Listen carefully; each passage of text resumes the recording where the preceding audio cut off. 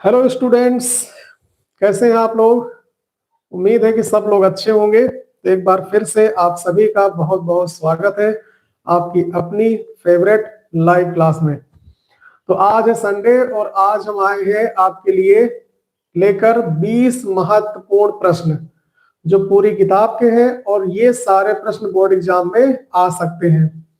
तो एक एक करके सारे क्वेश्चन हम लोग समझेंगे अच्छे से। तो भाई जल्दी से आ जाओ सभी लोग। जो लोग आ गए वो एक बार जल्दी से क्लास को शेयर कर दें। ठीक, चलो भाई जल्दी से आप लोग शेयर कर दो और आज की क्लास स्टार्ट करें हम। 20 महत्वपूर्ण क्वेश्चन हम आपके लिए लेकर आए हो। सारे क्वेश्चन एक से बढ़कर एक हैं और बहुत मजा आएगा आपको। चलो भाई शुरू करें। एक बार जल्दी से शेयर कर दो भाई सब लोग।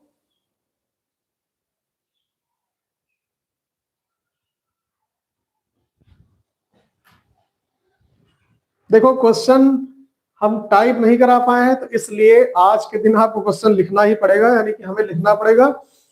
और इसके बाद ये वाली समस्या भी आपकी सॉल्व हो जाएगी। क्वेश्चन आपको लिखा हुआ मिलेगा, फिर डायरेक्ट हमको हल करना रहेगा। ठीक, आज थोड़ा टेक्निकल इशू के कारण हम नहीं लिख पाए हैं, तो जल्दी ही वो समस्या भी आपकी दूर हो जाएगी। तो कोई दिक्कत नहीं, पेपर है, इससे क्वेश्चन हम लोग लिख लेंगे।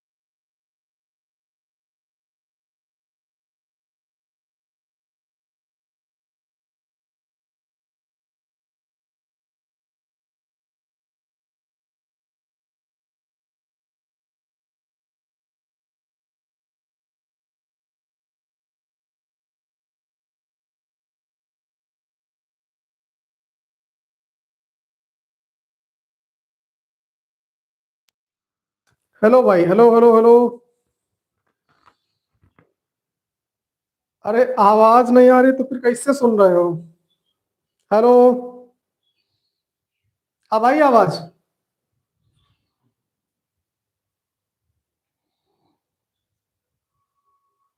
हेलो, अब आवाज आ गई। जी सर, तो पहले बताते नहीं हो तुम लोग। बता दिया करो भाई, आवाज नहीं आ रही है। अब नहीं आएगी तो बता देना, ठीक। तो देखो क्वेश्चन क्या है, उस समांतर श्रेणी के 51 पदों का योगफल आपको निकालना है जिसका दूसरा पद 14 और तीसरा पद 18 है। अब क्या करना है भाई, इसमें कैसे करोगे।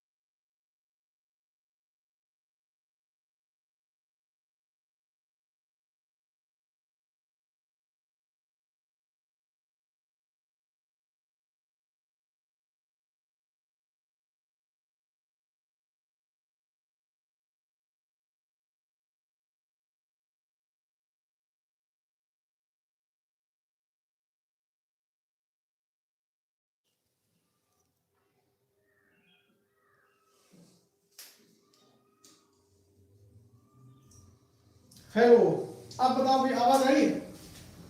डायरेक्ट आवाज आ रही है तो बता दो। बोलो भाई, आ रही है? बिना माइक के बोले, कोई दिक्कत तो नहीं किसी को? एक बार बताओ जरा, बिना माइक की आवाज एकदम क्लियर है? माइक दिक्कत कर रहा है बार बार, इसको हटा दो। बिना माइक के आपको आवाज मिल रही है? ठीक, हटाओ माइक को, कोई दिक्कत नहीं है ना। माइक अगर नहीं काम कर रहा है तो उसको हटाओ। बिना माइक के हम बात करेंगे। अब आवाज जाने का खतरा ही नहीं रहेगा क्योंकि माइक है नहीं। कितने n पदों का योगफल होता है? Sn बराबर n by 2 2a plus n minus 1 into d। n की जगह पर 51, n की जगह पर 51 बटे 2, 2 इंटू a का मान कितना आया है? 10।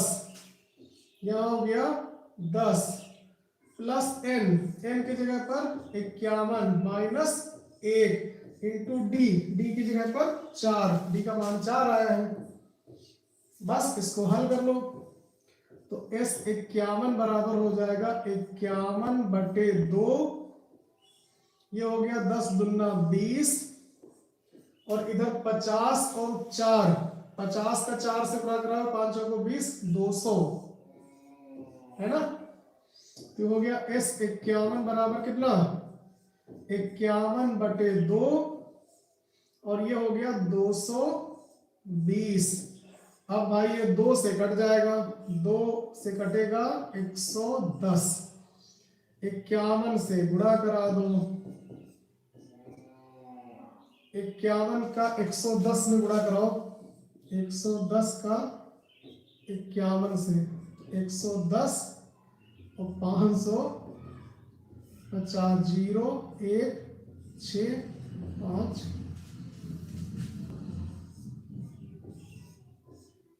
5610।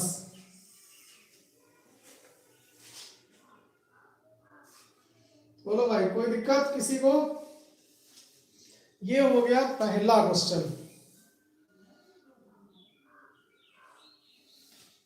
अब आ जाओ दूसरे क्वेश्चन पे। ठीक,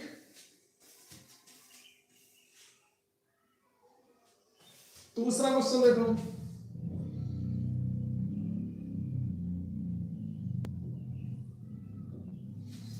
आज की क्लास का दूसरा प्रश्न देखो है 2 चर वाला। ये भी बहुत बढ़िया क्वेश्चन है। ये सारे क्वेश्चन 4 नंबर या 6 नंबर वाले हैं। या तो ये 4 नंबर में आए हैं या तो 6 नंबर में आए हैं। देखो 2 चर वाला एक समीकरण है, 2 चर वाले 2 समीकरण होंगे। 3 बटे 2 x माइनस 5 बटे 3 y बराबर है माइनस का 2। ये एक समीकरण दिया है, और दूसरा है x बटे 3 प्लस y बटे 2 बराबर 13 बटे 6। क्या करना है? हल करना है इनको। हल करके x और y का मान बताना। ये भाई जब भी आएगा 6 नंबर में आएगा। 2 चर वाले रैखिक समीकरण युग्म का इस तरह का क्वेश्चन जब भी आएगा तो 6 नंबर में आएगा, और बहुत आसान भी है। सिर्फ आपको हल करना है दोनों समीकरणों को बस। कैसे करोगे? देखो, इस है दिखने में ये बहुत खतरनाक है ना, लेकिन इसको थोड़ा आसान बना के हम लोग करेंगे। अब दिक्कत क्या है इसमें, देखो कैसे हल करना है आपको। पहले तो जो दिया गया वो आपको लिखना है। 3 बटे 2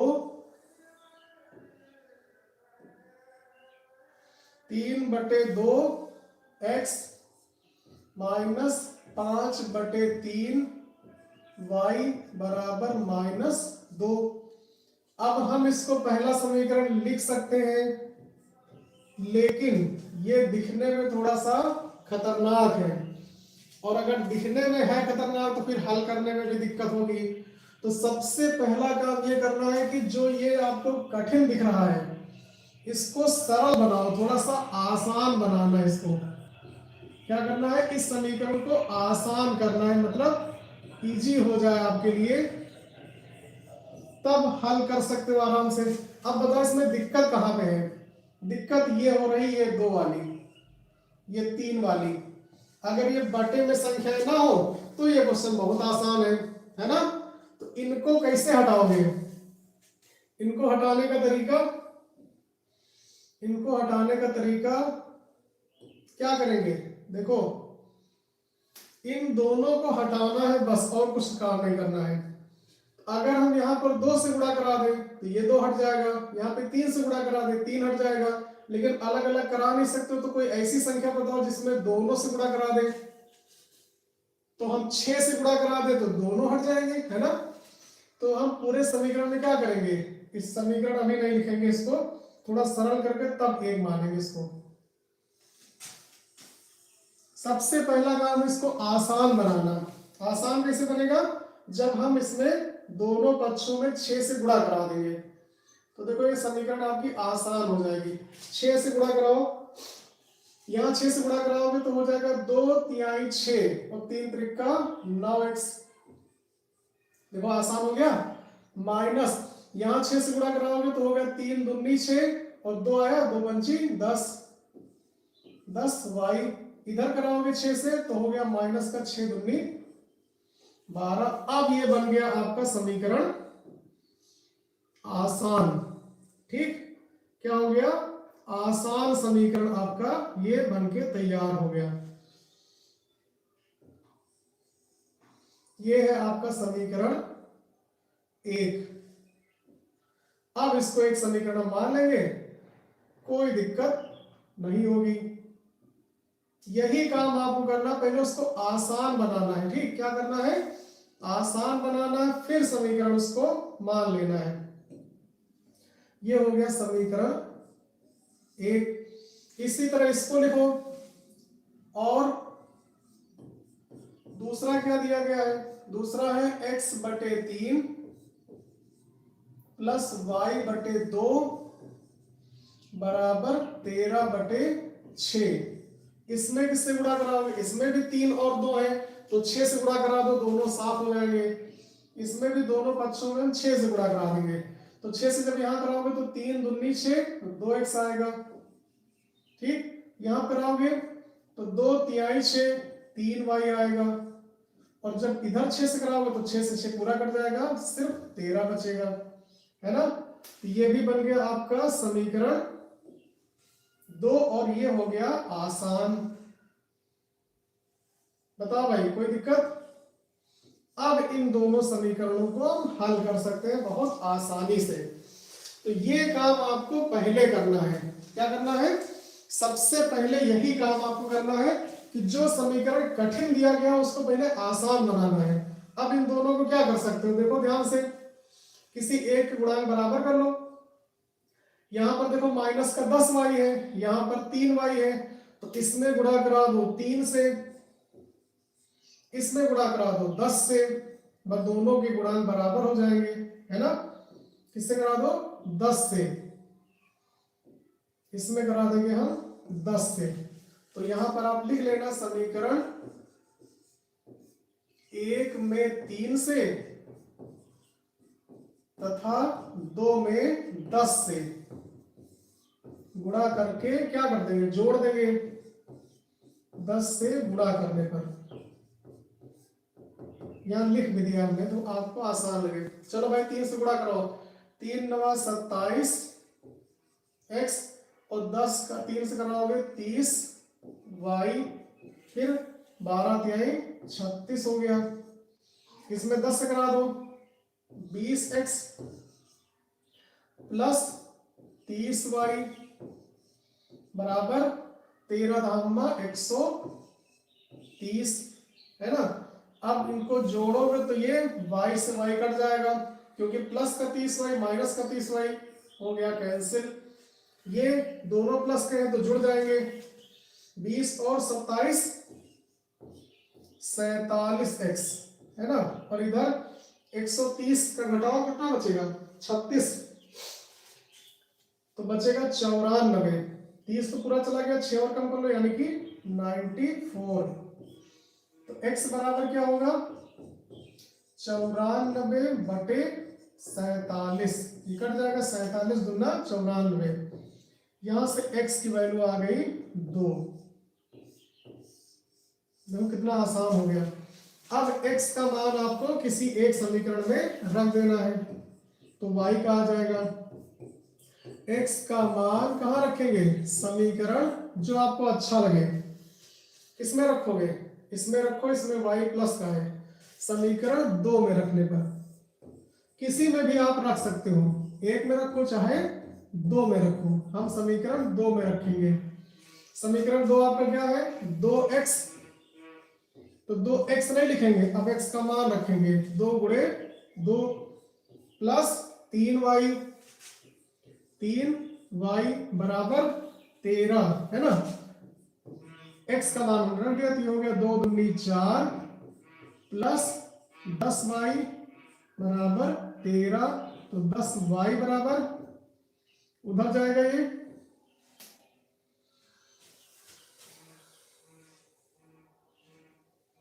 2 दूनी 4, सॉरी 10y नहीं, यहाँ पे 3y है, 1 मिनट अभी गलत हो जाता,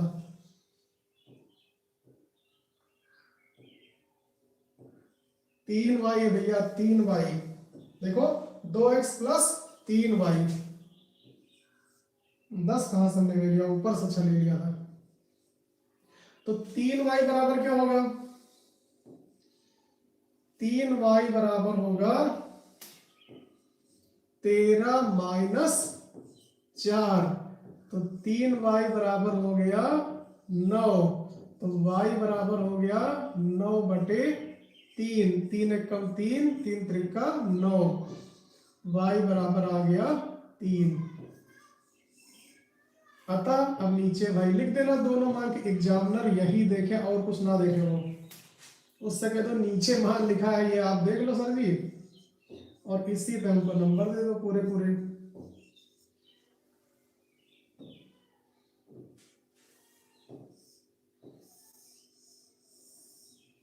छह नंबर पूरे मिलेंगे अगर आपने ये पूरा क्वेश्चन लगा दिया तो। ठीक भाई, समझ में आ गया सबको। ये हो गया दूसरा क्वेश्चन। एक बार भाई सब लोग शेयर कर दो, जितने लोग देख रहे हैं जल्दी से आप इस क्लास को शेयर कर दो। ठीक, 2 क्वेश्चन आपके हो गए। तीसरा क्वेश्चन देखो,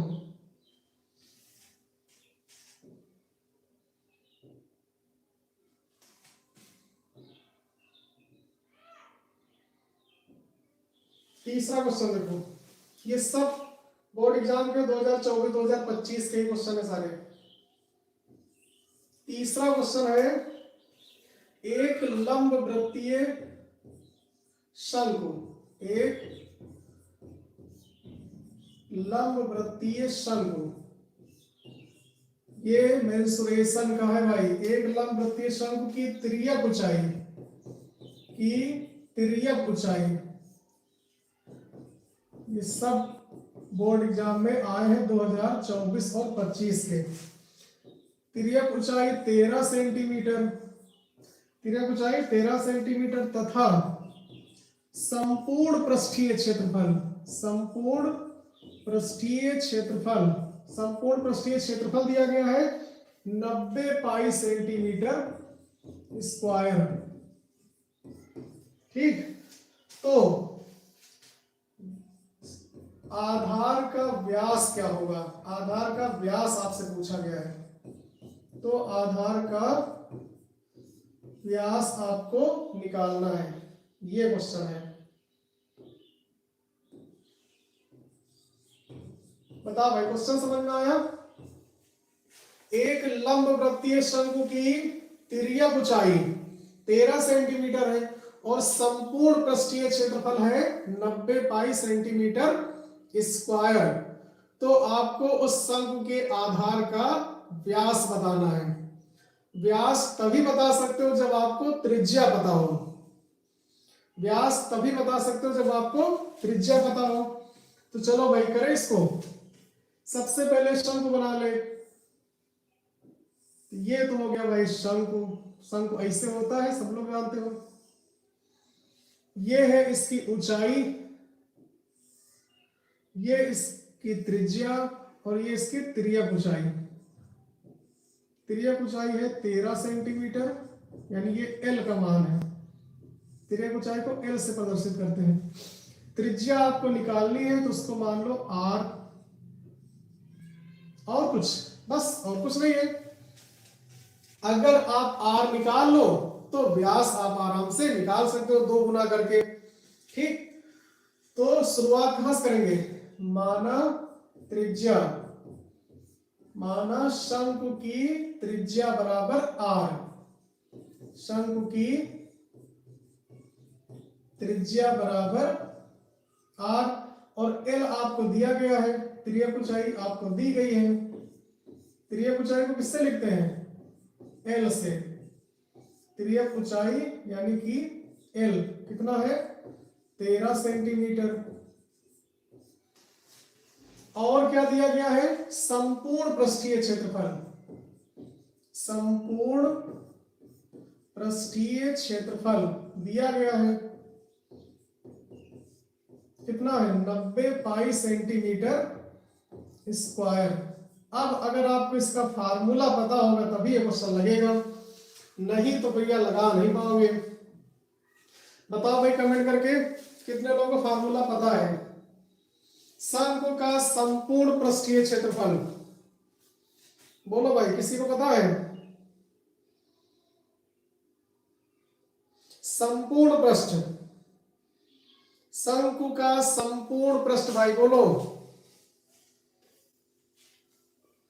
किसी को पता हो तो बता दो।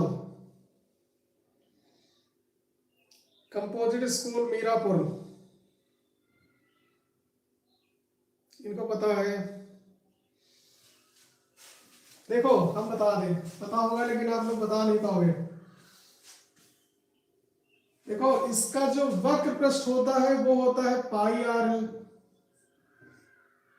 वक्र पृष्ठ बराबर पाई आर एल, ठीक। और संपूर्ण पृष्ठ में ये वाला भी जुड़ जाता है नीचे। संपूर्ण पृष्ठ, संपूर्ण पृष्ठ पाई आर एल तो रहेगा, नीचे वाला भी है पाई आर स्क्वायर, क्योंकि ये गोलाई वाला है, नीचे वाला समतल है, ये वाला भी जुड़ जाएगा पाई आर स्क्वायर। तो अब इसमें कॉमन है कुछ, pi r into l plus r. ये फार्मूला होता है शंकु का संपूर्ण पृष्ठ, शंकु का संपूर्ण पृष्ठीय क्षेत्रफल। यही आपको यूज करना है, pi r into l plus r. तो अब देखो यहां पे हम लिख सकते हैं कि नहीं, संपूर्ण पृष्ठीय क्षेत्रफल 90 पाई है, तो हम इसकी जगह पर लिख सकते हैं pi r into l plus r बराबर 90 पाई। कोई दिक्कत? अब पाई से पाई हो गया कैंसिल, पाई पाई का हिसाब हो गया यहां पे। अब इसमें मान किसका है? एल का मान पता है, तो आर इंटू एल की जगह पर 13 प्लस आर, आर आपको निकालना है तभी आप व्यास निकाल पाओगे, बराबर 90। गुणा करा लो भैया, तो हमको लग रहा है द्विघात समीकरण बन जाएगी। आर का हो जाएगा, आर आर पहले कर ले, आर स्क्वायर, और ये हो गया 13r बराबर 90। अच्छांतर कर लो तो बन गई द्विघात समीकरण, 13r माइनस 90 बराबर 0। अब 90 के गुणनखंड करो कि आ जाए 13। बताओ भाई गुणनखंड तो बता सकते हो? चलो भाई कोई गुणनखंड ही बता दे। 90 माइनस में है देखो भाई, तो ऐसे गुणनखंड करना कि घटाने पर 13 आ जाए। कौन बताएगा? ऐसे गुणनखंड जिसको घटाने पर 13 आ जाए। साइमा खातून वेरी गुड।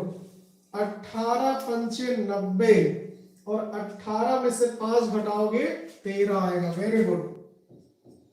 तो इसको हम क्या लिखेंगे, r square plus 18r minus 5r minus 90 बराबर 0। r हो गया कॉमन इन दोनों में, तो r प्लस 18, इन दोनों में माइनस का 5 कॉमन, यहां भी बचेगा r प्लस 18 बराबर 0। अब कॉमन क्या होगा, r प्लस 18, तो बचेगा भैया r माइनस 5 बराबर 0। इन दोनों का गुणनफल 0 है, इसका मतलब इनमें से एक 0 होगा, कोई ना कोई, या तो ये 0 होगा या तो ये, तभी गुणनफल 0 है। तो बारी बारी से मान लो, यदि r प्लस 18 बराबर 0 तो r बराबर माइनस 18। ठीक, एक मान r का ये आ गया, और यदि r माइनस 5 बराबर 0 तो r बराबर आ गया 5। अब बताओ कौन सा मान हम लेंगे, कौन सा नहीं लेंगे। r के दो मान आए, 5 और माइनस 18, बताओ कौन सा लेंगे कौन सा नहीं। माइनस में त्रिज्या नहीं होगी तो इसको लिख देंगे अमान्य। क्या लिख देंगे, अमान्य। और ये भैया प्लस में, तो ये हो गया मान्य। Very good. हमको पूछा क्या गया है, व्यास पूछा गया है, तो व्यास यहाँ पे निकाल लो। अब त्रिज्या आ गई तो व्यास आराम से निकाल लो, यही निकाल लो। इसलिए व्यास बराबर क्या होता है, 2r, 2 इंटू r, r का मतलब 5 यानी कि 10 सेंटीमीटर। बहुत बढ़िया क्वेश्चन। कितना आ गया, 10 सेंटीमीटर। चलो भाई अगला क्वेश्चन देखो। अगला क्वेश्चन है त्रिभुज का। त्रिभुज में लगभग लोगों को दिक्कत होती है ना। क्वेश्चन नंबर 4, ये त्रिभुज का क्वेश्चन है और इसमें लगभग सबको दिक्कत होती है। चलो अभी दिक्कत आपको नहीं होगी, एक क्वेश्चन करके देखो। ये एक चित्र दिया गया है, त्रिभुज एक है ए बी सी। ठीक, इसमें और भी कुछ बना हुआ है, एक ये है ए ई,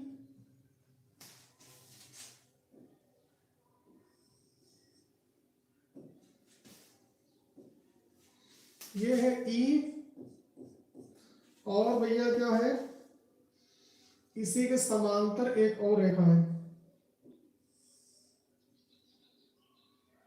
ये है डी, ये है एफ, और भी कुछ है अभी और है, ये है। इतना ये चित्र आपको दिया गया है। देखो भाई, और इसमें आपको क्या क्या दिया है, इस चित्र में दिया गया है कि डी और AC समांतर है। डी कहां है, ये, और ये समांतर है, DE समांतर है AC के। और क्या दिया है, DF समांतर है AE के। DF कहां गया, ये देखो, DF समांतर है AE के, DF समांतर है AE के। तो सिद्ध करना है, ये त्रिभुज का क्वेश्चन है भाई, देख लो अच्छे से। तो सिद्ध कीजिए, क्या सिद्ध करना है, सिद्ध करना है कि BF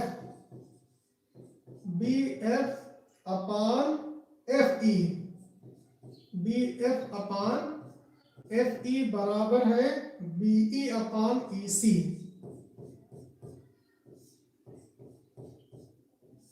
ये आपको सिद्ध करना है। बताओ भाई क्वेश्चन समझ में आया कि नहीं। ये आपको सिद्ध करके दिखाना है। एक त्रिभुज है और इस त्रिभुज में आपको इतना सब कुछ दिया गया है। क्या दिया गया है कि जो AE है, AC और DE समांतर है और AE और DF समांतर है, तो आपको ये सिद्ध करके दिखाना है।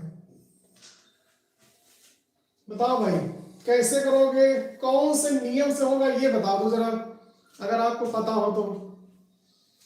ये क्वेश्चन किस नियम से होगा, किसी को है पता? किस नियम से करोगे, कौन से नियम से कर सकते हो भाई बताओ, थोड़ा बातचीत भी करते रहो साथ में। समरूपता वाले नियम से कैसे भाई? नो, साइमा खातून ने बोला है समरूपता वाले नियम से। और कोई नियम बताओ भाई, और कोई नियम है जिससे आप इस क्वेश्चन को कर सकते हो?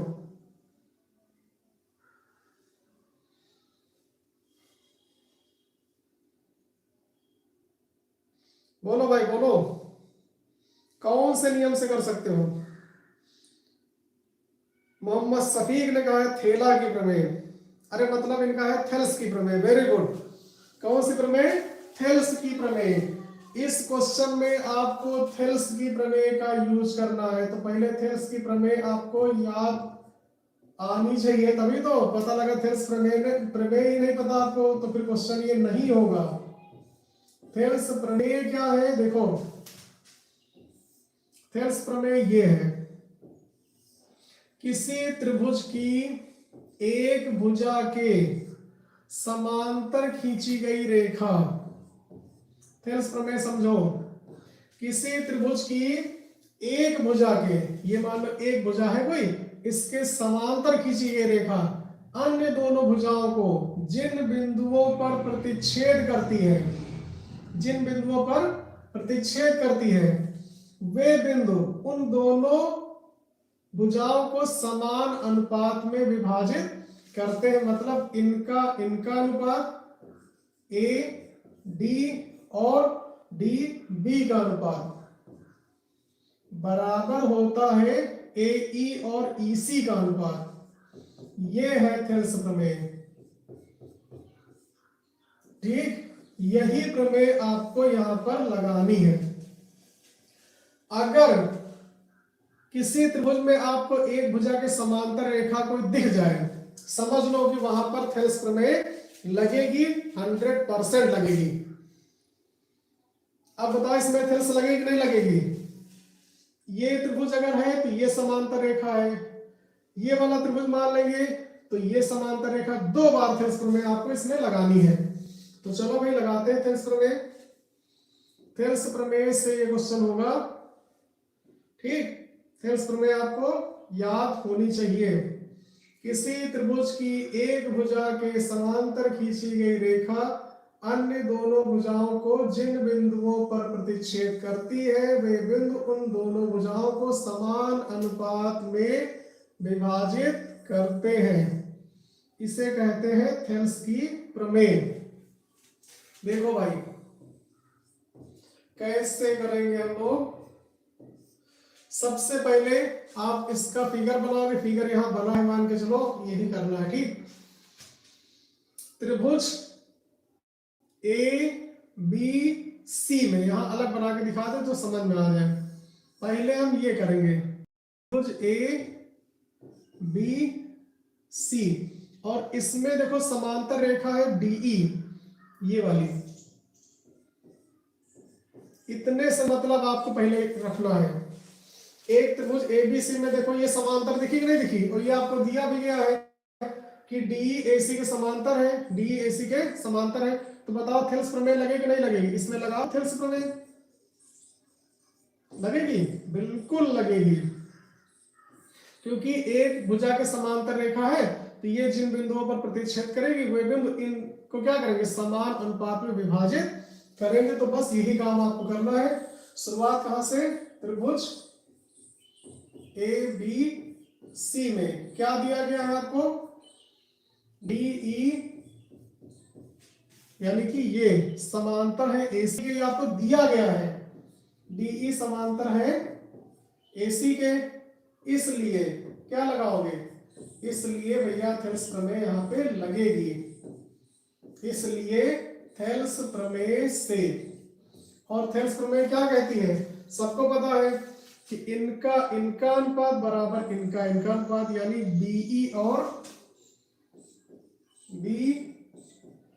और ईसी का अनुपात बराबर होगा बीडी और एडी का अनुपात। बीडी और ये हमने लगा दी कौन सी प्रमेय, थेल्स प्रमेय। ठीक, कोई दिक्कत किसी को, ये लगा दी हमने थेल्स प्रमेय। अब इसी तरह से एक काम और करना है आपको, फिर अगेन त्रिभुज एबीसी में। अब एबीसी में नहीं, अब आपको त्रिभुज ये वाला लेना है ए बी ई में। इसका काम खत्म, इसको हटा दो, ये त्रिभुज हो गया। इसी तरह से अब दूसरा त्रिभुज देखो, दूसरा त्रिभुज कौन सा है, ये वाला ए बी ई, इसको छोड़ दो सी वाले को। ए बी ए बी में देखो ये डीएफ समांतर है इसके, अगेन थेल्स प्रमेय। नहीं समझे, जैसे पहले में लगाया था वैसे अब इसमें भी लगा लो, क्योंकि इस त्रिभुज में भी ये समांतर आपको दिया गया है। तो अगेन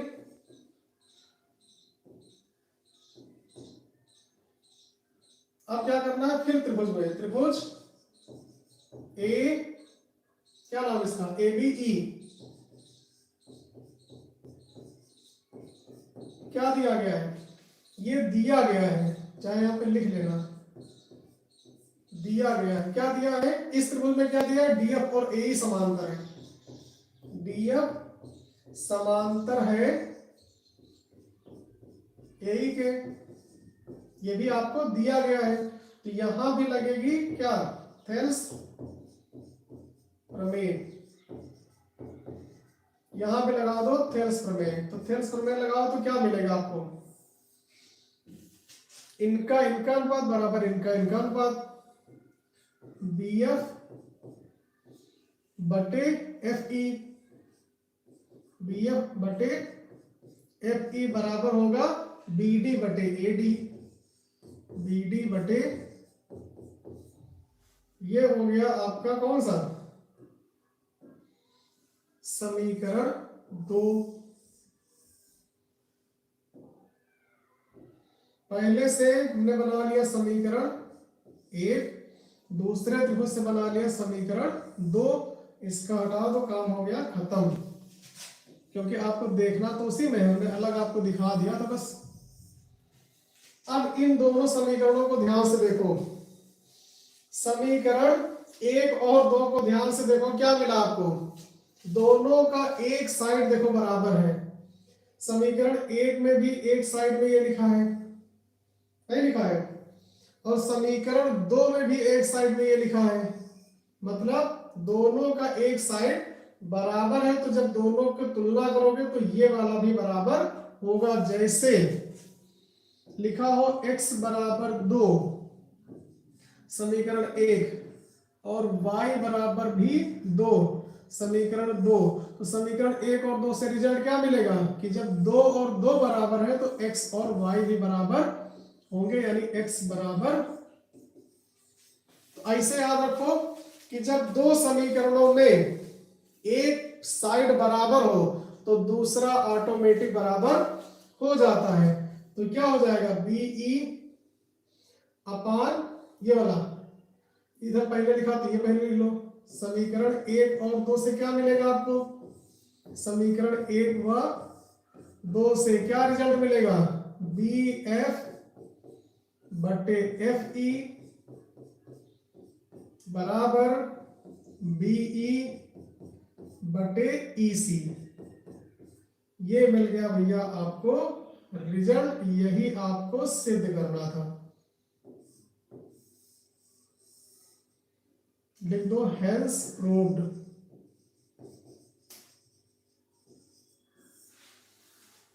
कोई दिक्कत किसी को, बहुत अच्छा क्वेश्चन है। चलो अगला क्वेश्चन देखो, 5 नंबर।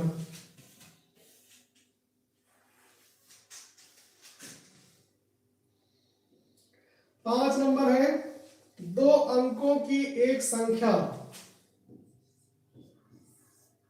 2 अंकों की एक संख्या, 2 अंकों की एक संख्या। 2 अंकों की संख्या के बहुत सारे क्वेश्चन हमने कराए हैं कि एक संख्या और अंकों को पलटने पर बनी संख्या। बहुत ध्यान से देखना, अंकों को पलटने पर बनी संख्या। पहले 2 अंकों की संख्या और फिर उनका अंक को पलट देना, तब बनी संख्या। इनका योगफल का योगफल कितना है? 66 है। कितना है? 66 है, 66 है। यदि अंकों का अंतर, यानी जो दोनों अंक होंगे इकाई और दहाई वाले, उनका अंतर दिया गया है। यदि अंकों का अंतर 2 हो तो संख्या ज्ञात करो। बहुत इंपॉर्टेंट क्वेश्चन है, 6 नंबर में आया है। 6 नंबर में आएगा जब भी आएगा। 2 अंकों की बनी एक संख्या और अंकों को पलटने पर बनी संख्या, दोनों का योग 66 है। और यदि अंकों का अंतर 2 हो तो वो संख्या आपको ज्ञात करनी है। बताओ भाई, कितने लोग हैं जो इस क्वेश्चन को कर सकते हैं? एक बार कमेंट करके बता दो कि ये बहुत आसान है। बोलो भाई, जिसको जिसको लगता है आसान, एक बार जरा कमेंट करके बता दो भाई। जो ये क्वेश्चन आसानी से कर सकते हैं, अभी हम बताएंगे तो और आपको आसान लगेगा। चलो भाई कराए। ये क्वेश्चन देखो, जब भी आए 2 अंकों वाला तो आपको करना कैसे है? 2 अंकों की संख्या का कोई भी क्वेश्चन आए, आपको शुरुआत कहां से? दहाई और इकाई से। माना दहाई का अंक x और इकाई का अंक y, यहीं से शुरुआत करनी, चाहे कोई भी क्वेश्चन आए। 2 अंकों की संख्या का कोई भी क्वेश्चन आए, आपको दहाई और इकाई से ही शुरू करना है। तो शुरुआत किससे? माना दहाई, दहाई का अंक। अब दहाई का अंक लिखो, चाहे डायरेक्ट दहाई लिख लो, x, ज्यादा समय नहीं आपको लगाना है। और इकाई को मान लो y। ये काम आपको करना है सबसे पहले। अगर 2 अंकों वाला आया तो जब दहाई का अंक x है, इकाई का अंक y है, तो संख्या क्या हो जाएगी? इसकी भी ट्रिक हमने आपको बताई थी। दहाई में 10 से गुणा, इकाई में 1 से गुणा, लो संख्या बन गई। इतना काम तो आपको करना ही करना है। 2 अंकों की सारणा खातून का देखो हल भी हो गया। x बराबर 4 और y बराबर 2, यानी संख्या 42 आ गई। पता नहीं, अभी चेक करते हैं। इतना काम आपको करना है। अगर 2 अंकों की संख्या वाला कोई भी क्वेश्चन आए, ये काम आपको शुरुआत में करना है। इतना अगर आपने कर लिया, 1 नंबर आपको तो मिल जाएगा, बस 1 नंबर आपको मिलेगा। ठीक, अब आगे देखो। अगर इनका देखो क्या करना है, अंकों को पलटना है, तो अंकों को पलटने पर बनी संख्या, ये भी लिख लो तब आगे बढ़े। अंकों को पलटने पर, अगर इनको पलट दिया जाए, पलटने पर क्या हो जाएगा? जो दहाई है वो इकाई हो जाएगा। अब दहाई क्या हो गया? अब दहाई हो जाएगा y, और अब इकाई क्या होगा? अब इकाई हो जाएगा x। अब संख्या क्या होगी? फिर वही नियम, दहाई में 10 से गुणा, इकाई में 1 से गुणा। ठीक, इतना काम हो गया। ये मेन संख्या है, ये संख्या है जो अंकों का क्या करा गया? पलट दिया गया। दहाई को इकाई, इकाई को दहाई करा, तब ये संख्या।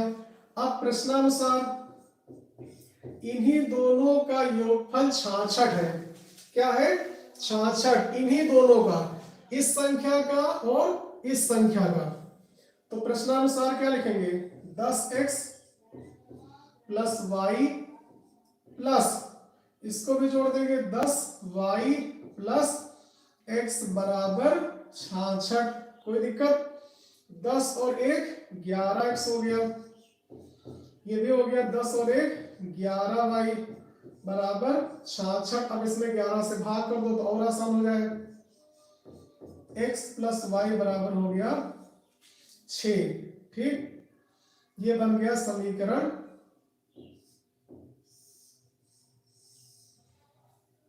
1। क्या बन गया, समीकरण, बताओ भाई कोई दिक्कत। अब एक चीज और इसमें दी गई है, अंतर, अंकों का जो अंतर है वो, हमें लग रहा है साइमा का जवाब सही है। अंकों का अंतर 2 है, कितना है, 2। तो देखो भाई, अंकों का अंतर दिया गया है, अंकों का अंतर बराबर है 2। तुम क्या लिखेंगे, x माइनस वाई बराबर 2। ठीक, ये बन गई दूसरी समीकरण। इन्हीं दोनों को हल कर लेना है, बस काम बन गया। अब हल करना भी बहुत आसान है, क्योंकि ये दोनों समीकरण बहुत आसान है। x प्लस वाई बराबर कितना, 6 है, और x माइनस वाई बराबर 2 है।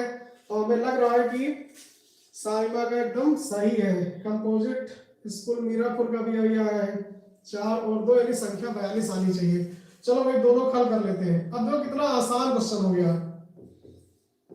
समीकरण 1 व 2 से क्या करोगे, दोनों जोड़ दो, x प्लस वाई बराबर 6 और x माइनस वाई बराबर 2, जोड़ो, y से y cancel, x x 2x, और ये हो गया 6 और 2 8, x बराबर हो जाएगा 8/2। सही है भैया, 4 आ रहा है, 4 ही आएगा। अब x का मान रखो समीकरण 1 में, x का मान समीकरण 1 में रखो तो y आ जाएगा, x कितना आया है, 4 प्लस y बराबर 6, तो y बराबर 6 माइनस 4 यानी y बराबर 2। अब देखो x क्या हमने माना था, दहाई, y इकाई, तो दोनों तो आ गए। अतः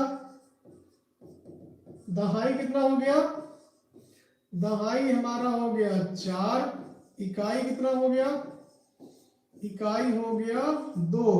तो संख्या आपको बतानी है, तो संख्या भैया लिख दो उसी तरह, दहाई में 10 से गुणा और इकाई में 1 से गुणा करो, चाहे ना करो, 10 चौक 40 प्लस 2 बराबर 6 नंबर आएगा भाई। इतना काम करोगे तो आपको मिलेगा पूरा 6 नंबर। कहीं से कठिन हो तो बता दो, बहुत आसान क्वेश्चन है।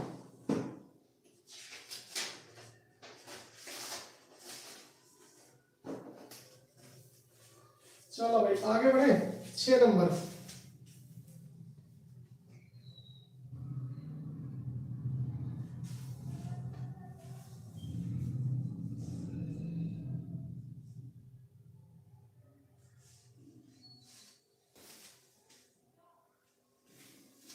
छह नंबर क्वेश्चन देखो, 5 क्वेश्चन आपके बेहतरीन हो गए। ठीक, 6 नंबर ये बहुत बार पूछा गया है, कई बार। ये क्वेश्चन तो भाई बहुत इंपॉर्टेंट है, सारे इंपॉर्टेंट है, लेकिन ये बहुत ज्यादा, और ये थोड़ा सा कठिन भी लग रहा है। यदि द्विघात समीकरण, एक द्विघात समीकरण आपको दिया गया है, यदि द्विघात समीकरण, अब समीकरण तो बहुत कठिन है, x square minus sorry plus 2 into m minus 1। इसको भाई अच्छे से देख लो, कई बार पेपर में आया है। प्लस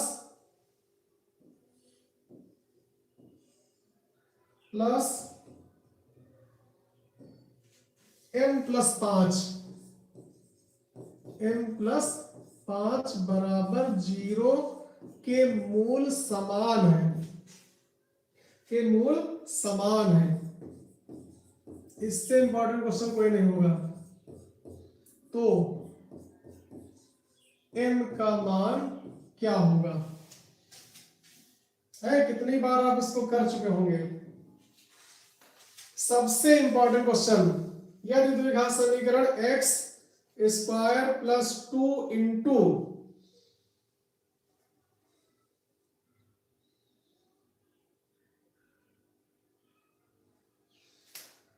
सर मेरा नाम नाइमा है, चलो वेरी गुड, चाहे साइमा को चाहे नाइमा को लगभग एक ही जैसा है।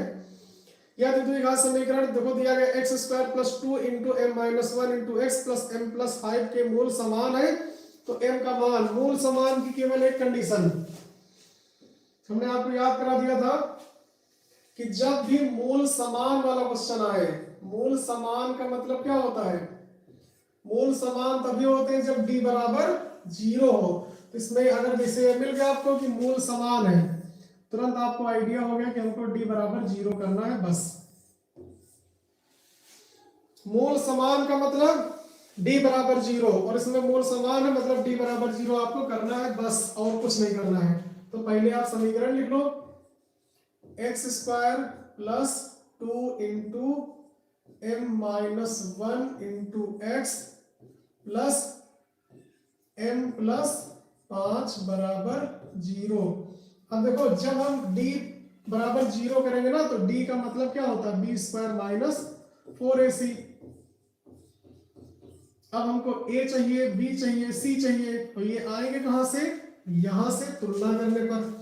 तो हम द्विघात समीकरण का जो सामान्य सूत्र उसे तुलना कर लें, इससे x square sorry a x square plus b x, ये b है नहीं तो a समझ जाओ, plus b x plus c बराबर 0 से तुलना करेंगे। किस लिए? जिससे a b c का मान आ जाए। अब देखो a की जगह पर क्या है? 1 है, a बराबर आ गया 1। b की जगह पर क्या है? ये पूरा है, x का गुणांक यही तो है, चाहो तो गुणे करा लो, 2m माइनस 2, ये हो गया b का मान। c की जगह पर ये पूरा है, तो c बराबर हो जाएगा m प्लस, इतना काम तो कर ही सकते हो। अब देखो क्या कह रहा है कि मूल समान है, तो लिखोगे चूंकि मूल समान है, मूल समान है, और मूल समान होते हैं कब? जब d बराबर 0 हो। तो जब मूल समान है इसलिए d बराबर 0 होगा, और d बराबर 0 होगा मतलब बी स्क्वायर माइनस 4ac बराबर 0 होगा। अब मान आपको रखना है बस, b का मान क्या है? 2m माइनस 2 का whole square minus 4 into a कितना है? 1, c कितना है? m प्लस 5 बराबर 0। कोई दिक्कत? अब इसको ओपन करो, ये a माइनस बी से ओपन होगा, 2 दूनी 4m square plus B square यानी 4 माइनस 2ab, तो 2 दूनी 4 दूनी 8, m इधर गुणा करो, 4m माइनस 4 पंचे 20 बराबर 0। ठीक, सरल करो, m स्क्वायर अकेले यही तो है, और तो है नहीं, तो 4m स्क्वायर, 8m और 4m जोड़ो 12m, 8 4 12 होगा, दोनों माइनस के हैं, 20 माइनस का और 4 प्लस का घट जाएगा, माइनस का 16 बराबर। अब ये बन गई एक द्विघात समीकरण। चाहो तो इसको थोड़ा और सरल कर लो, क्या कर लो? थोड़ा और सरल कर लो इसको, जो कॉमन हो तो पहले कॉमन ले लिया करो। ठीक, देखो कुछ कॉमन है इसमें, तो थोड़ा और आसान हो जाएगा समीकरण। 4 4 तिया 12, 4 चौक 16, 4 से भाग कर दो तो आपकी समीकरण अब थोड़ा आसान हो जाएगी। क्या बचेगी? एम स्क्वायर माइनस 4 तिया 12 मतलब 3m, 4 चौक 16 माइनस का 4 बराबर। अब बताओ 4 के ऐसे गुणनखंड करो कि 3 आ जाए। चलो भाई अब आपकी बारी, थोड़ा थोड़ा काम आप भी करते रहो, जल्दी से कमेंट करो, जल्दी फास्ट। सबसे पहले कौन बताएगा? 4 देखो माइनस का है ना, तो ऐसे गुणनखंड करो कि घटाने पर 3 आ जाए। 4 और 1, नाइमा वेरी गुड। तो देखो एक चीज यह तो आपको पता चल गई ना कि -4 के जब करने हैं तो 2 आएंगे, और वो भी घटाने पर क्यों? इसलिए देखो लाना है आपको माइनस की संख्या, तो बड़ी संख्या माइनस की हो गई, माइनस का 4 और प्लस का हो जाएगा 1, घटाओ -3 बचेगा। तो बस काम आपका हो गया।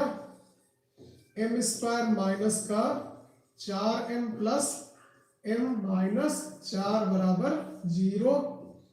इन दोनों में कॉमन m, तो m माइनस 4, इन दोनों में कुछ नहीं कॉमन तो प्लस का 1 कॉमन, यहां भी आएगा m माइनस 4 बराबर 0।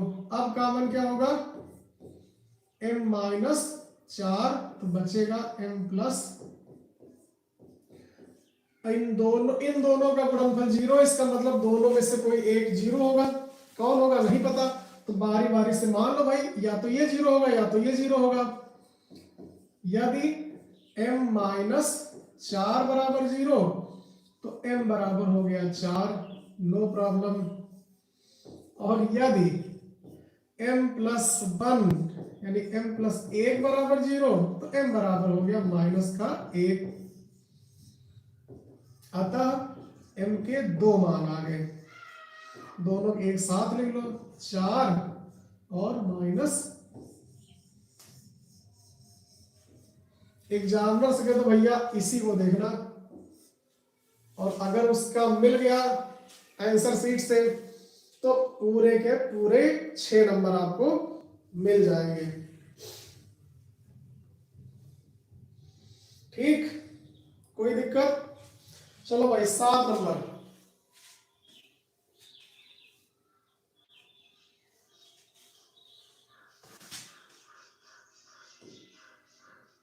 अगला क्वेश्चन देखो, 7 नंबर क्वेश्चन है।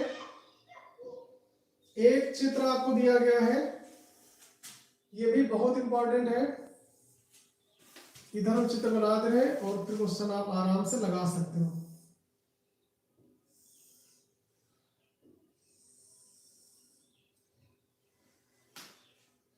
क्या इस आकृति का नाम बता सकते हो? ये कौन सी आकृति है? इसका नाम बता दो भाई तो हम जान जाए आपको। इस आकृति का नाम बताओ, क्या नाम है इसका? कोई बता सकता है?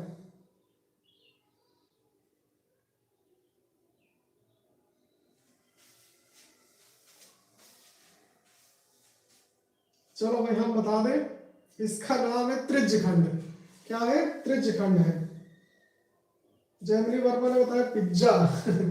जेमिनी वर्मा को खाने पीने से मतलब है भाई, उनको ये नजर आया है। अरे पिज्जा भी आपका उसी डिजाइन का होता है, ये है पिज्जा। पिज्जा की स्पेलिंग सही है। और इसी पिज्जा का जो डिजाइन है वो किस आकार का होता है? त्रिज्यखंड। कैसा? त्रिज्यखंड के जैसा। ये जो डिजाइन है पिज्जा का वो किसका है? त्रिज्यखंड है। ठीक, काहे का है? त्रिज्यखंड का है।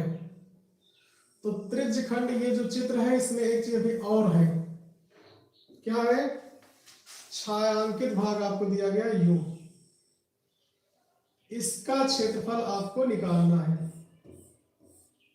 इस छायांकित भाग का क्षेत्रफल निकालना है। देखो माप दी गई है, यहां से यहां तक है 14 सेंटीमीटर, यहां से यहां तक है 7 सेंटीमीटर, और बीच का जो कोण है वो है 30 अंश का। बताओ भाई, कर सकते हो? बहुत अच्छा क्वेश्चन है ये। एक त्रिज्यखंड दिया गया है और उसमें देखो छायांकित भाग है। बड़ी वाली जो त्रिज्या है वो 14 सेंटीमीटर, छोटी वाली जो त्रिज्या है वो 7 सेंटीमीटर है, और जो कोण है वो 30 अंश का है। तो आपको इस छायांकित भाग का क्षेत्रफल निकालना है। तो इस तरह का कोई क्वेश्चन आए तो क्या करोगे? सबसे पहले आप देखो दो त्रिज्याएं दी गई हैं, तो जो बड़ी वाली त्रिज्या है उसको R1 मान लेना, छोटी वाली त्रिज्या को R2 मान लेना, इसको थीटा मान लेना। ठीक, तो देखो अगर R1 की बात करें तो ये R1 से बना हुआ त्रिज्यखंड ये है R1 थीटा। इसका पूरा क्षेत्रफल आप निकाल सकते हो पाई आर स्क्वायर थीटा बटे 360 से। इसी के अंदर एक और बना है यहां तक R2 तक, ये वाला कोण वही है थीटा। ठीक, तो इसका क्षेत्रफल आप इससे निकाल सकते हो पाई R2 स्क्वायर थीटा बटे 360। समझ गए? और अगर ये क्षेत्रफल माइनस कर दो, पहले वाले क्षेत्रफल से ये वाला क्षेत्रफल माइनस कर दो, ये हमने कर दिया माइनस, तो क्या बचा? केवल छायांकित भाग बचा, इसी का क्षेत्रफल आपको निकालना था। तो बात समझ में आ गई? बात ये समझ में आई होगी कि एक बार हम क्षेत्रफल निकालेंगे R1 से, यानी पूरे त्रिज्यखंड का क्षेत्रफल, माइनस करेंगे हम R2 को, यानी कि इस छोटे वाले त्रिज्यखंड का क्षेत्रफल। पूरे त्रिज्यखंड से इस छोटे वाले त्रिज्यखंड का क्षेत्रफल माइनस कर देंगे तो छायांकित भाग का क्षेत्रफल आ जाएगा। ठीक, तो देखो इसमें R1 क्या है? R1 हमने मान लिया बड़ी त्रिज्या को, इसको मान लेंगे R1। ठीक, बड़ी त्रिज्या को R1 14 सेंटीमीटर, छोटे वाले को, छोटी त्रिज्या को R2 7 सेंटीमीटर, और जो कोण है उसको थीटा 30 अंश। तो हमको निकालना किसका? छायांकित भाग का क्षेत्रफल। छायांकित भाग का क्षेत्रफल। तो क्षेत्रफल कैसे निकालोगे? बड़ी वाली त्रिज्या से माइनस छोटी वाली त्रिज्या से, तो पाई R1 स्क्वायर। देखो फार्मूला क्या होता है? फार्मूला होता है पाई आर स्क्वायर थीटा बटे 360। ये होता है त्रिज्यखंड का क्षेत्रफल। तो जब R1 करेंगे तो यहाँ R1 आ जाएगा, R2 करेंगे तो R2 आ जाएगा, थीटा तो सेम है, बटे 360 माइनस छोटी वाली त्रिज्या पाई R2 स्क्वायर थीटा बटे 360। ठीक, कॉमन ले लो इसमें। कॉमन देखो पाई है दोनों में, थीटा दोनों में, 360 दोनों में, तो बचा क्या है? बचा है R1 स्क्वायर माइनस, ये फार्मूला बन गया इस छायांकित भाग का क्षेत्रफल का। अब इसमें मान रखना है आपको, पाई का मान 22/7, थीटा 30 बटे 360 इंटू R1 14 का स्क्वायर, R2 7 का स्क्वायर। चलो भाई काटो, 12 × 36, 2 2 6 12, 11 दूना 22, ये हो गया 11 बटे 7×42। अंदर कितना आएगा 14 का स्क्वायर 196 और 7 का 49। घटा के भैया बताओ जरा से कितना आएगा।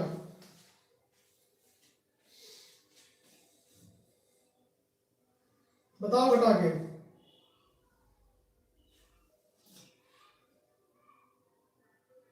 मिस्टर यादव ये कह रहे हैं कि मैं एडिटर हूं, क्या थंबनेल एडिट करवाना चाहेंगे?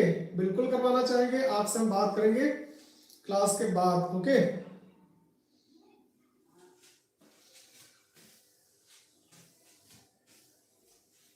कितना आएगा भाई बताओ, इसका घटा के बताओ कितना आएगा। अभी क्लास के बाद हम आपसे बात करेंगे, ठीक। 156 156 काटो, 21 2 2 7 14 2 8 16 3 दूनी 6 3 6 18 3 7 21।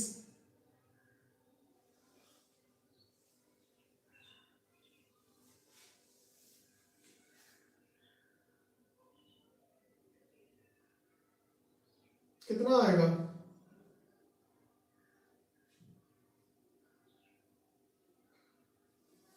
सही सही बताओ भाई, 156 ही आएगा। 156 कहां से आएगा? 196 माइनस 49। तुम लोग गलत गलत बता देते हो। 16 में से 9 गए 7। देखो 9 मैंने बताया 147 आएगा। Very good. यहाँ बचेगा कितना? 8। ये गलत कौन बता रहा है भाई? गलत ना बताओ भाई, मेहनत करवा लोगे फालतू। चलो ये कितना था? लो यहो साफ हुआ, यहो साफ हो जाए इससे अच्छा। चलो तुम भी चले जाओ भैया, जाओ। चलो अब बताओ सही सही कितना आएगा। 11 बटे 7×42 और ये कितना आया? 7×42 7 दूनी 14 7 एकम 3 दूनी 6 3 सते 21। ये देखो बताया था किसी ने सही, 77/2।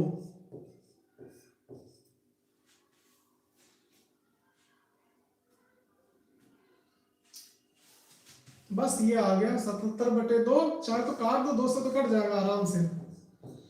2 तिया 6 और 2 8 16 2 5 10 सेंटीमीटर। कोई दिक्कत? ये क्वेश्चन आपका बढ़िया हो गया।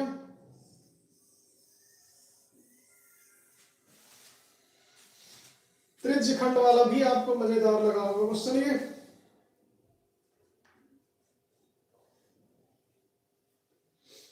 चलो भाई अगला क्वेश्चन देखो। अब एक आ गया भिन्न वाला क्वेश्चन।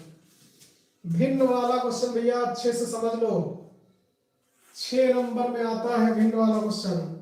जब भी आएगा ज्यादातर 6 नंबर में।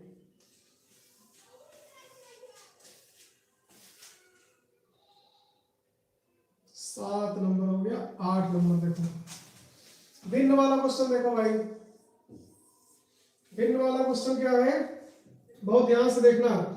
एक भिन्न के अंश से, एक भिन्न है, एक भिन्न के अंश से, अंश और हर होते ही हैं, अंश से एक घटाया जाता है, एक घटाया जाता है तो भिन्न क्या हो जाती है? तो वह भिन्न 1/3 हो जाती है। ठीक। अगर भिन्न के अंश से एक को घटाया जाता है तो वह भिन्न 1/3 हो जाती है। और जब हर में हर में कितना जोड़ा जाता है? 8 जोड़ा जाता है। हर में 8 जोड़ा जाता है तो वह भिन्न, तो भी भिन्न बदल जाती है, तो वह 1/4 हो जाती है।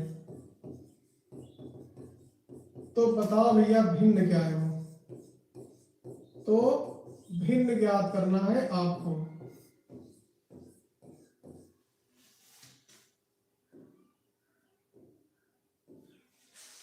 एक भिन्न के अंश से 1 घटाया जाता है तो वह भिन्न 1/3 हो जाती है। और जब हर में 8 जोड़ा जाता है तो वो भिन्न हो जाती है 1/4। तो बताओ भिन्न क्या है? अब भिन्न के क्वेश्चन हमने आपको करवाए कि नहीं करवाए? भिन्न का कोई भी क्वेश्चन आए, जैसे देखो 2 अंकों की संख्या वाला कोई भी क्वेश्चन आए, आपको क्या करना है? माना दहाई बराबर x, इकाई बराबर y, संख्या बराबर 10x प्लस y, ये काम करना है। तो वैसे ही अगर कोई भिन्न वाला क्वेश्चन आता है तो आपको भिन्न में 2 चीजें माननी है, अंश बराबर x, हर बराबर y, और भिन्न बराबर x/y, सिंपल, और कुछ नहीं करना है। क्या करना है? शुरुआत आपको अंश और हर से करनी है। बहुत आसान क्वेश्चन है, कोई दिक्कत नहीं होगी, बस खाली इनकी प्रैक्टिस कर लो। भिन्न का क्वेश्चन है, शुरुआत कहां से? माना अंश बराबर x, अंश को हम मानेंगे x और हर को मानेंगे y, तो भिन्न क्या हो जाएगी? भिन्न हो जाएगी x बटे, इतना ही काम करना है आपको शुरुआत में। बताओ भाई, भिन्न का कोई भी क्वेश्चन आए, अंश बराबर x, हर बराबर y, भिन्न बराबर x बटे y। अब पहली शर्त देखो, पहली शर्त के अनुसार, पहली शर्त क्या है? पहली शर्त ये है कि अंश में 1 घटाया जाता है। तो अंश क्या है? x है, तो x में 1 घटाना है तो हो गया x माइनस 1, हर में कुछ नहीं करना है तो भिन्न हो जाती है 1/3। देखो कर दिया हमने। क्या कह रहा है कि अंश में 1 घटाया जाता है, तो हमने अंश से 1 घटा दिया, और हर में कुछ नहीं किया जाता है तो हर में कुछ नहीं किया, तो भिन्न किसके बराबर होगी? 1/3 के बराबर होगी। इसको सरल करो तो एक समीकरण बन जाएगा बढ़िया अच्छा सा। 3 का गुणा करो, 3x माइनस 3 बराबर y, पक्षांतर कर लो तो 3x माइनस y बराबर 3, समीकरण 1। देखो कितना आसानी से एक समीकरण बन गया। दूसरी शर्त क्या है? इसी तरह दूसरी शर्त देखो, दूसरी शर्त के अनुसार, यानी दूसरी शर्तानुसार क्या कह रहा है? हर में 8 जोड़ा जाता है, मतलब अब अंश में कुछ नहीं करना है, अंश में कुछ नहीं करना, हर में 8 को जोड़ दो तो y प्लस 8 हो जाएगा। क्या दिक्कत है? यहां पर आपने 1 घटाया था, यहां पर हर में 8 जोड़ दिया गया, तो अब भिन्न क्या हो जाएगी? 1/4 हो जाती है। ठीक, अब फिर इसको वही काम कर लो, तो एक और समीकरण बना लो, सरल करो, कैंची गुणा करो, 4x बराबर y प्लस 8, पक्षांतर कर लो भाई, 4x माइनस y बराबर, ये बन गया दूसरा समीकरण। अब जब 2 समीकरण बन ही गए हैं तो इनको हल करके x y का मान आप आराम से निकाल भी सकते हो। साइंस क्लास 6 बजे से। अब इन दोनों देखो, यहां भी माइनस का y है, यहां भी माइनस का y है, दोनों को घटा दो। समीकरण 2 से 1 को घटाने पर, 2 से 1 को, आज फिजिक्स में प्रकाश का परावर्तन जो कल स्टार्ट हुआ था उसको पूरा कंप्लीट करना है। ठीक, डेटा वेटा आप लोग लेके तैयार रहिएगा। साइंस की क्लास 6 बजे होगी, पूरा आपको प्रकाश का परावर्तन कंप्लीट करना है। कल प्रतिबिंब तक हो गया है, 1-1.5 घंटे में पूरा हम कंप्लीट करा देंगे। ठीक, तो भैया डेटा वेटा व्यवस्था करके रखना सब लोग। 3x माइनस वाई बराबर 3, घटाने पर चिन्ह बदल जाते हैं, माइनस प्लस माइनस, ये हो गया साफ, घटाओ तो x बराबर आ गया 5। कितना आसान देखो। अब x का मान कहीं भी रख लो तो y का निकाल लो, किसमें रखें, चाहे 1 में रखो चाहे 2 में रखो। चलो 2 में रख लेते हैं। x का मान किसी में भी रख सकते हो जो आपका मन करे। समीकरण 2 में रखने पर, 2 में रखने पर 2 क्या है 4x माइनस 4x। अब x का मान तो रख ले पहले,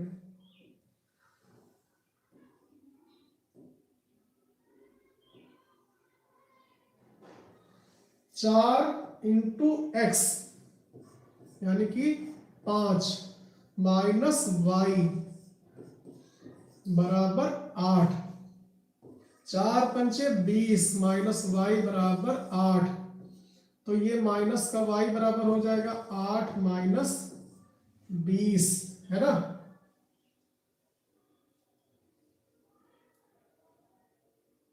ये क्या हो गया,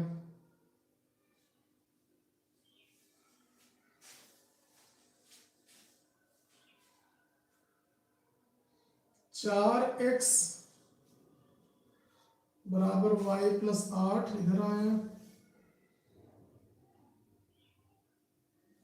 कुछ गड़बड़ हुआ है क्या भाई, देखो डबल डिजिट में कैसे आएगा ये,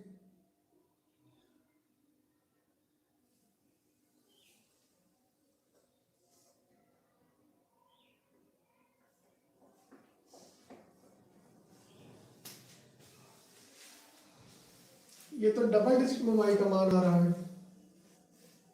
4x 15 अगर करेंगे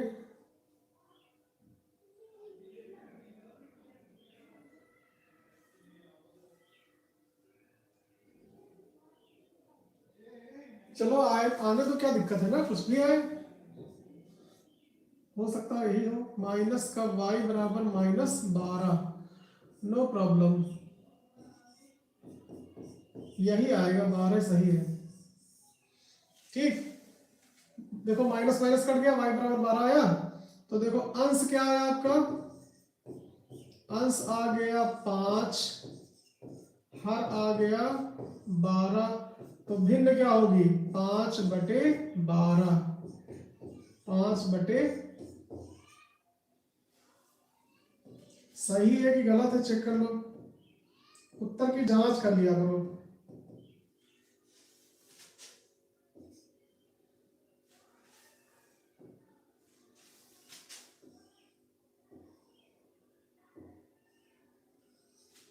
पांच बटे 12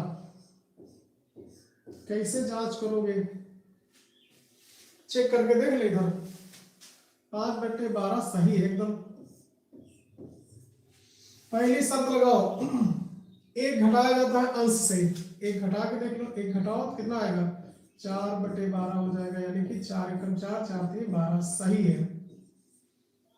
8 जोड़ के देख लो, 5/12 में 8 जोड़ो तो क्या 5/12 8 20, ये भी सही है।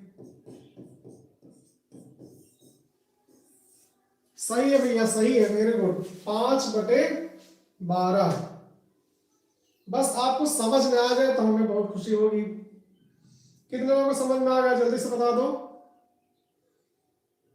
भिन्न का कोई भी क्वेश्चन आए आप कर लोगे, भिन्न का कोई भी क्वेश्चन आए, शुरुआत कहां से, अंश को x, हर को y और भिन्न को x/y। ठीक,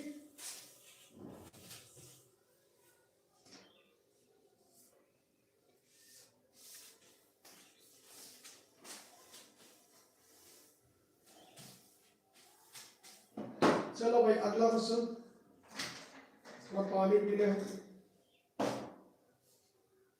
अब्दुल्ला अंसारी कह रहे हैं no problem, very good.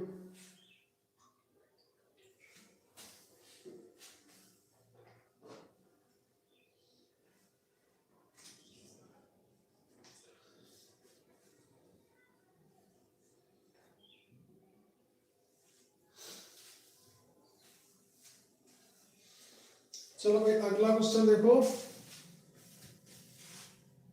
8 number हो गया, 9 नंबर, 10 क्वेश्चन करवा दे, ठीक। 10 क्वेश्चन करवा दे बस, ठीक रहेगा।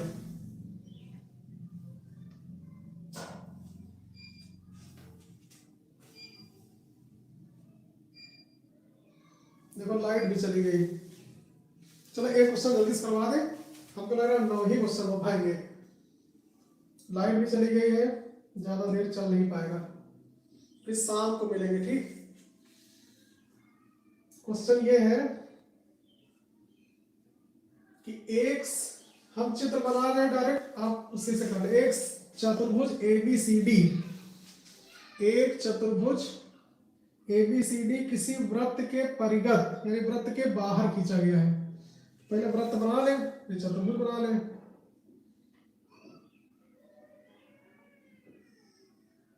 एक वृत्त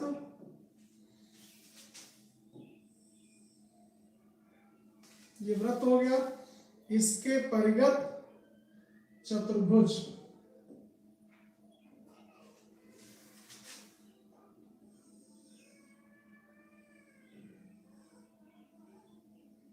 कुछ ऐसे।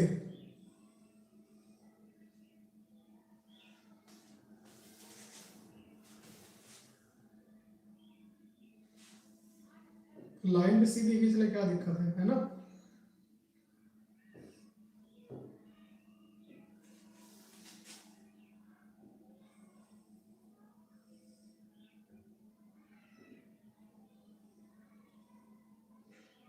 एक चतुर्भुज है भैया ये, जो इसके परिगत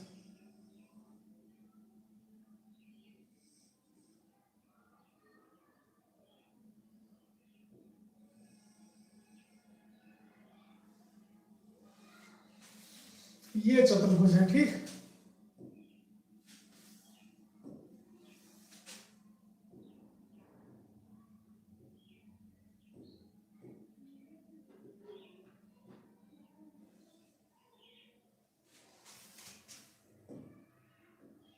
इसका नामकरण कर लो,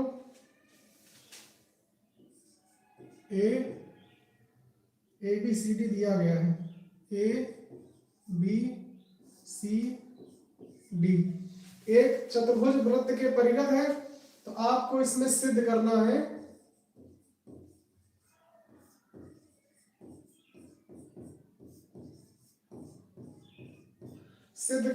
AB प्लस CD बराबर AD प्लस BC। ये आपको प्रूव करना है। इस ये क्वेश्चन है, ये लास्ट क्वेश्चन होगा क्योंकि लाइट चली गई। जल्दी से देख लो भाई। अब ये आपको प्रूव करना है, तो कौन सा नियम लगेगा बता दो भाई, एक बार कमेंट करके बता दो इसमें कौन से नियम से करोगे, कैसे करोगे।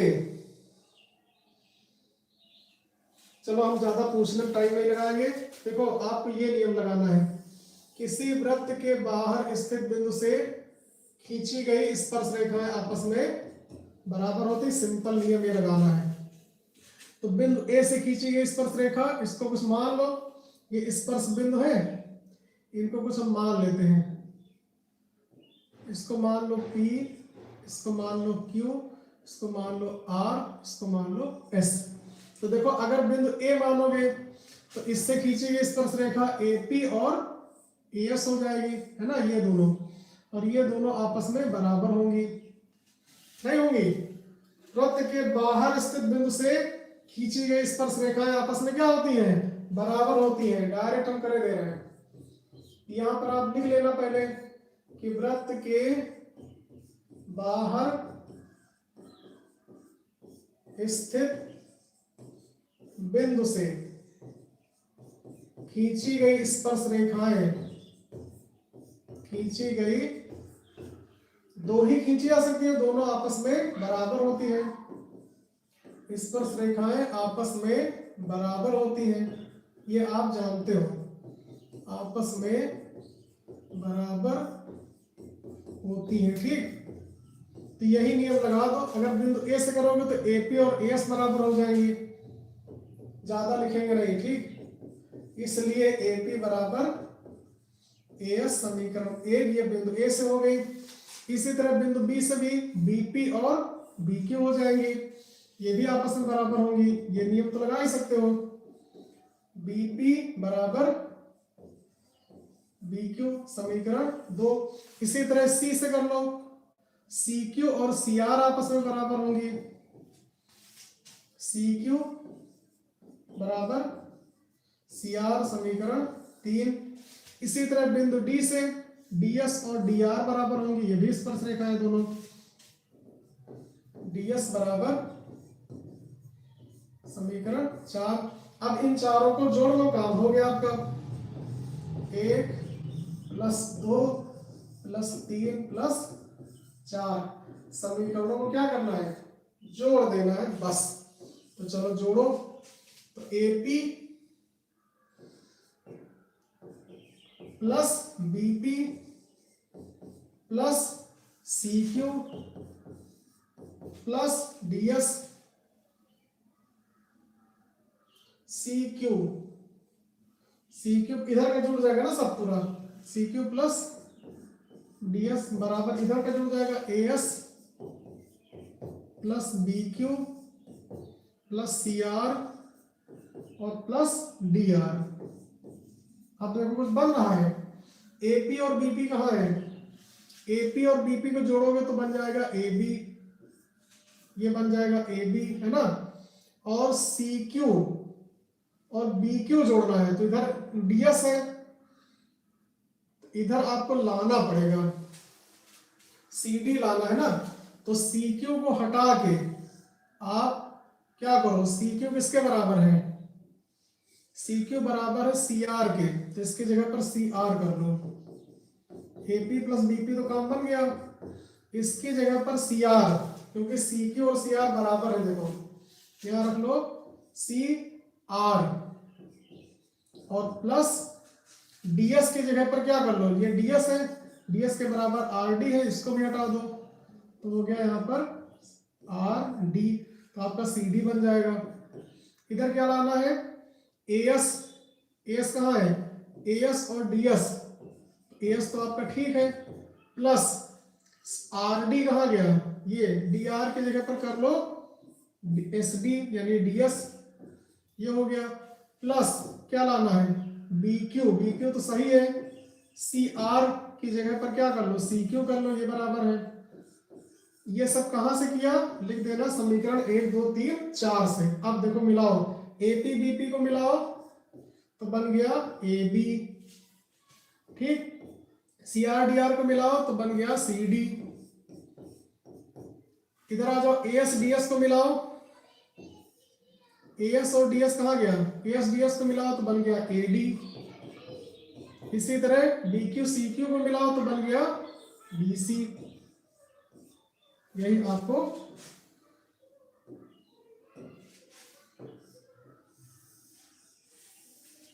सिद्ध करना था भाई। बताओ समझ में आ गया सबको। चलो भैया लाइट चली गई तो बस यहीं पर छोड़ देंगे, हमको कराने तो बहुत सारे क्वेश्चन, लेकिन बस 9 तक ही हो पाएगा। फिर मिलते हैं आपको शाम 6 बजे, लाइट आ जाएगी तब। Okay bye and take care.